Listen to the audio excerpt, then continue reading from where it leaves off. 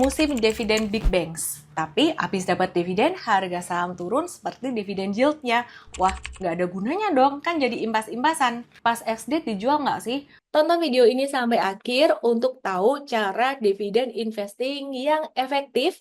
Dan jangan lupa subscribe dan share ke teman-temanmu supaya makin banyak yang tercerahkan.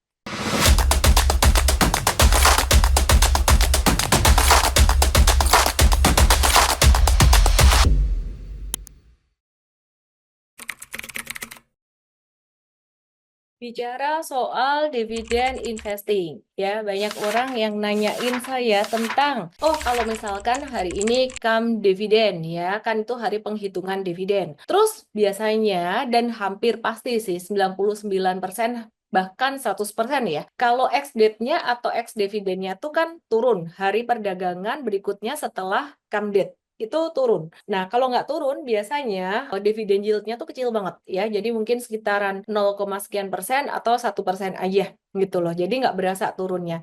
Tapi kalau dividennya besar, mulai dari 4% akan turun sekitar 5%. Kalau dividen yield-nya 10% akan turun sekitaran 10% juga. Nah, banyak tuh yang nanyain saya, misalkan kita beli pas hari come date-nya, ex date-nya jual nggak? Karena kan berarti impas-impasan ya.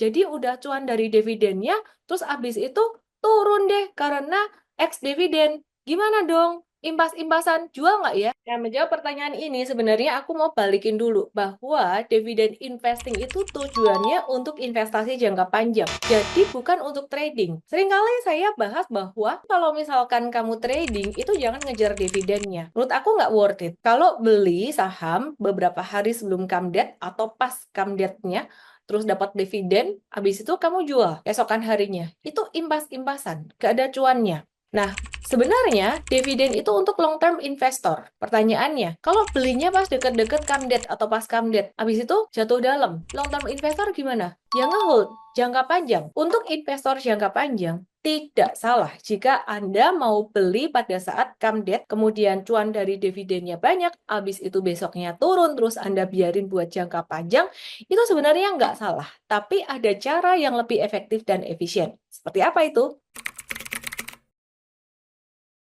Cara yang lebih efektif dan efisien yaitu dengan beli jauh-jauh hari. Beli jauh-jauh hari gimana?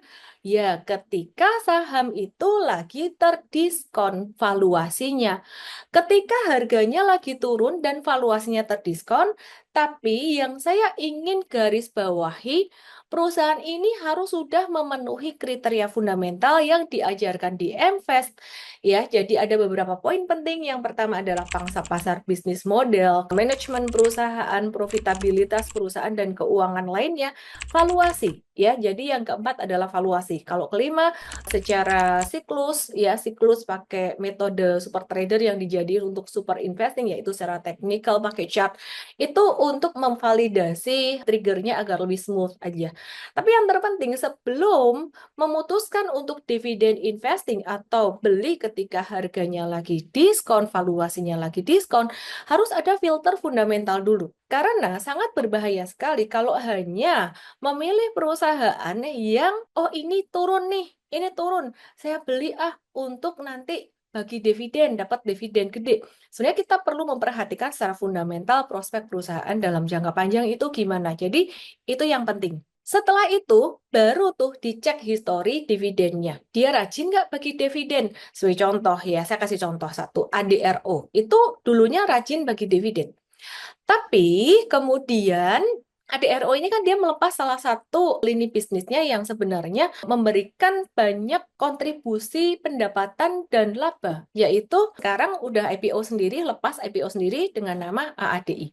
Nah, jika demikian, maka kita melihat prospek secara fundamental untuk ADRO ini sudah berubah. Maka yang potensi bagi dividen besar itu berarti ke depan AADI. Disclaimer, ya, ini bukan suruh Anda untuk beli AADI, terutama yang di luar MVest. Kalau yang di MVest ada dibimbing ya secara terpisah melalui live webinar kita dan juga Wacom dan juga e-course kita. Nah, setelah melalui filter fundamental tersebut, baru kemudian sebagai contoh tadi yang saya pakai contoh AADI ya.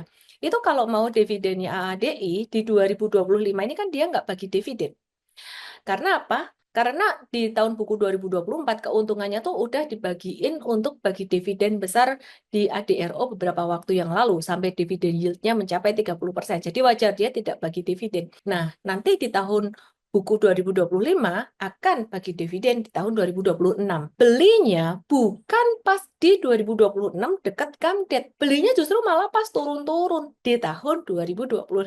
Demikian pula dengan saham-saham yang dividen tinggi lainnya. Sebagai contoh PTBA, belinya bukan pas dekat tanggal bagi dividen ya. Jadi saya juga belajar dari pengalaman saya. Dulu ketika saya mulai dividen investing, dengar oh itu dividen yield-nya gede, sudah RUPS. Nah, itu biasanya akan rugi dengan harga sahamnya.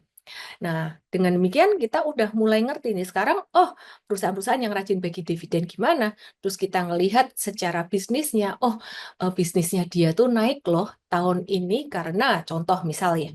Misal 2022 harga batu bara naik tinggi. Jadi kemungkinan besar perusahaan ini ya yang sudah rajin bagi dividen sebelum-sebelumnya ke depan kalau bagi dividen bakalan gede. Itu namanya satu tindakan antisipatif. Jadi belinya bukan pas dia sudah naik. Dengan demikian logikanya pas nanti come date lalu besoknya ex-date, biasanya ex-date jatuh dalam, orang-orang yang sudah ngumpulin dari bawah jauh-jauh hari itu akan diuntungkan tidak hanya dari dividennya, tapi juga dari harga sahamnya.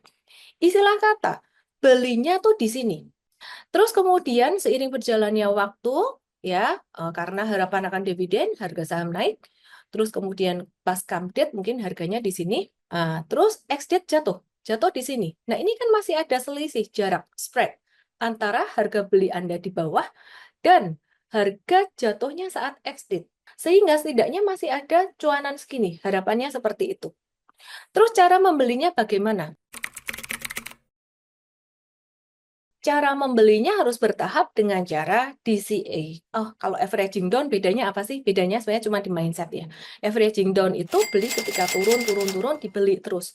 Tapi kalau DCA, dollar cost averaging, itu belinya secara konsisten, rutin selama periode tertentu dengan nominal tertentu, yaitu ada dijelasin juga di MVest gitu. Jadi bagusan mana beli pas turun atau DCA? Sebenarnya dua-duanya oke ya, karena kalau DCA pun dengan nominal yang sama pas harga saham jatuh kan kamu dapat lebih banyak gitu loh. DCA itu sebenarnya buat ngedisiplin gitu. Tapi asalkan konsisten pas turun bisa beli, dapat harga bagus. Nah nanti pas dapat dividen itu nggak akan rugi dari harga saham yang turun saat ex-date.